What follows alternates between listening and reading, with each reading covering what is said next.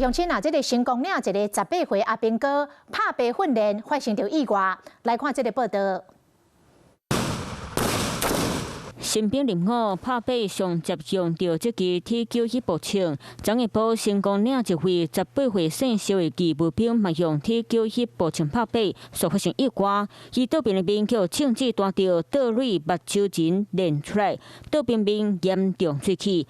送到病院检查，发现伊脑部拢是金属碎片，而且并真侪火。伤口的范围非常大，而且也非常深，失血了3.5公升，输血需要80袋的血。病院讲，姓肖的士兵即晚人也搁真危急，意外发生后，陆军10军团嘛随后启动调查。我们很明确跟你报告，他没有膛炸，枪支都是完整的，弹药是也是完整，没有问题。子弹从他的个人的枪支齐发。10军团检查姓肖士兵发生意外时使用的 T91步枪，较真枪无爆炸，嘛无受损，所以并较认定唔是枪的问题。一般我们的受伤面会在右半边，射击的过程里面不正常的击发，所以他可能受伤的部位就会在其他的位置。军事专家讲 ，T91步枪要开枪射击的时，通常枪会伫咧面的正面所在。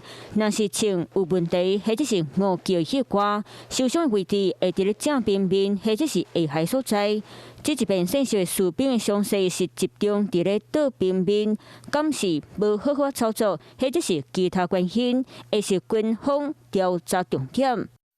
Hello， 大家好，我是林文。想要抢先掌握最及时的新闻资讯吗？赶快订阅、按赞、开启小铃铛，锁定华视新闻的 YouTube 频道。